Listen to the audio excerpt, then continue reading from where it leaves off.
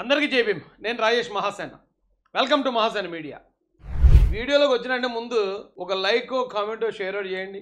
ఎందుకంటే గతంలో ఈ వైసీపీ పేటీఎం బ్యాచ్ ఒకరే మన ఛానల్ మీద రిపోర్ట్లు కొడుతూ ఉండేవారు. ఇప్పుడు మన మిత్రుల్లో కొద్దిమంది కూడా రిపోర్ట్లు కొట్టి ఈ ఛానల్ ఆపేయడానికి ట్రై చేస్తున్నారు కనుక మీరు ఈ మూడు చేసి ఈ ఛానల్ని ముందుకు తీసుకెళ్లాల్సిందిగా రిక్వెస్ట్ చేస్తున్నారు.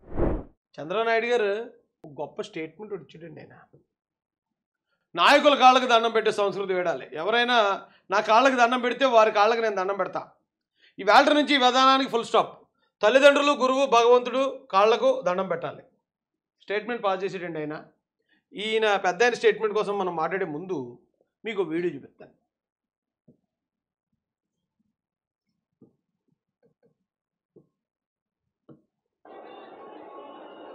రోజా గారు వెళ్ళారు, అలాగా కాలు మీద పడిపోయారు. అన్న దేవుడు ఆశీర్వదించాడు.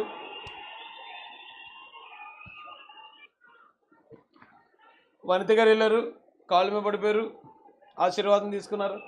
ఆశీర్వాదం లీజియే బాబా, ఆశీర్వాదం లీజియే. విడుదల రజనీ గారు కాలు మీద పడ్డారు, దండం. ఈయనెవరు ఈయనెవరు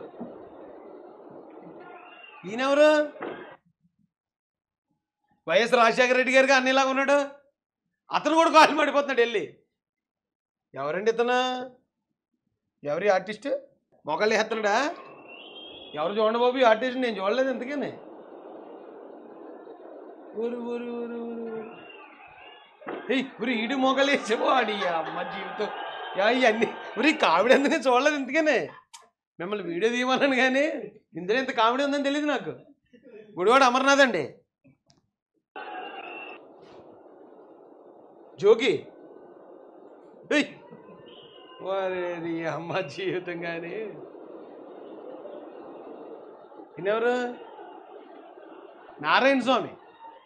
ఇతను వైఎస్ రాజశేఖర రెడ్డికి పెదనాన్న.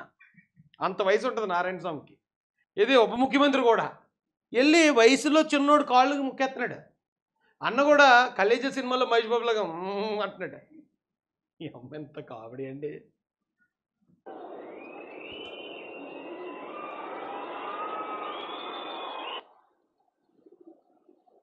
మీరు కన్నా ఇంకొకటి పడ్డాడంటే మొత్తం పడిపోతారు. గొర్రెల కన్నా దారుణండి బాబు. ముందుగా రోజాకి మొదలెట్టింది. వీళ్ళందరితో కాళ్ళకి దండం పెట్టాలని డిసైడ్ అయిపోయింది. మొత్తం అందరినీ కాళ్ళ మీద పారేసింది తీసుకెళ్ళి. ఇప్పుడు వయసులో పెద్దోళ్ళకి అది మన ఆచారం, భారతీయ సంప్రదాయం. పెద్దలు ఎవరైనా వచ్చినప్పుడు కాళ్ళకి దండం పెట్టి ఆశీర్వాదం తీసుకోవడం అనేది చాలామందికి అది కామన్. అది కానీ వేరే వాళ్ళు ఏదైనా మన స్వార్థం కోసం లేకపోతే మన అవసరం కోసం అంటే మాకు ఈ పని చేయండి అని కాళ్ళు పట్టుకోవడం తప్పు. కానీ పెద్దలను గౌరవించడం తప్పేం కాదు. వాళ్ళ కాళ్ళకు దండం పెట్టి ఆశీర్వాదం తీసుకోవటం. అయితే దాన్ని కూడా కొంతమంది పెద్దలు, మహానుభావులు, బాబాసాహెబ్ అంబేద్కర్ లాంటి మహా ప్రపంచ జ్ఞానులు, మేధావులు లేదా అది కరెక్ట్ విధానం కాదు, ఏమన్నట్టు షేక్ హ్యాండ్ ఇవ్వండి, షేక్ హ్యాండ్ ద్వారా మనకు సమానత్వం ఇది అవుతుందని చాలా పెద్దలు చెప్పారు. అది చెప్పినా భారతీయ సంప్రదాయం ప్రకారం మన ఇంటికి ఎవరైనా పెద్దలు వచ్చినప్పుడు ఆ పిల్లలు వెళ్ళి వాళ్ళ కాళ్ళకి దండం పెట్టి ఆశీర్వాదం తీసుకోవడం అనేది అది కూడా మనం ఏమంత కొట్టిపారేసే అంత మూఢనమ్మకం అయితే కాదు నా దృష్టిలో. అయితే ఇక్కడ చూస్తే మీరు ఇంకా తమిళనాడులో ఇంకా చాలా విచిత్రంగా ఉంటాయండి.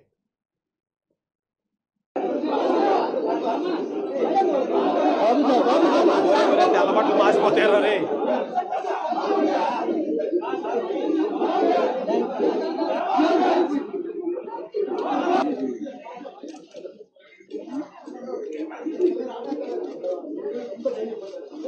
రాజకీయ నాయకులండి. అతి వినయం దూర్త లక్షణం అంటారండి. ఇది చూడండి, వైసీపీ నాయకులు మించిపోయారు అయ్యా. ఇలాంటి పరిస్థితుల్లో చంద్రబాబు నాయుడు, నేను ఒకసారి నాకు ఎదురైన ఒక సంఘటన చెప్తానండి. చంద్రబాబు నాయుడు గారిని కలవడానికి వెళ్ళాం. ఆయనతో కూర్చొని మాట్లాడేసి అయిపోయిన తర్వాత పదండి రాసి వెళ్ళిపోదాం బయటకు. ఆయన లెగిసాడు. ఆయన వెనకతలు మేము నిలబడ్డాం. అందరం కలిసి బయటకు వచ్చాం ఆ రూమ్ నుంచి. ఒక పెద్ద ఆయన, అంటే పెద్ద ఆయన అంటే చంద్రబాబు నాయుడు గారి కన్నా ఎక్కువ చిన్నోడు అయితే ఉండడు. అంటే ఆయనకు ఒక 65, 60 అలా ఉంటాయి. అప్పుడే రిటైర్ అయిన వ్యక్తిలా ఉన్నాడు. చంద్రబాబు నాయుడు గారి కన్నా చిన్నోడే కానీ పెద్ద ఆయన. ఆయన చాలా హైట్ ఉన్నాడు మనిషి కూడా. ఆయన వచ్చి బాబు గారిని ఇలా రాగానే, బాబు గారు బాగున్నారా అనగానే బాబు గారు ఇలాగా చేతులు ఇస్తున్నారు. టప్పును కాలు మీద పడి అంటే నేను లేపేసి దూరం జరిపి అలా చేసేవాటి. అంటే ఆయన్ని చూసేటప్పుడు కొద్దిమందికి ఆ రెస్పెక్ట్ వచ్చేద్దేమో. అంత పెద్దోళ్ళు కూడా ఆయన కాళ్ళ మీద పడి ఆయనకి దండం పెట్టాలని అనుకుంటారు. ఆయన ఎప్పుడు ప్రతిపక్షంలో ఉన్నప్పుడే అది జరిగిన సంఘటన. ఇప్పుడు అధికార పక్షంలో ఉన్నాడు ఆయన. ఇప్పుడు ముఖ్యమంత్రి, తిరుగులేని ముఖ్యమంత్రి, భారతదేశంలోనే తిరుగులేని రాజకీయ నాయకుడు ఆయన ఇప్పుడు.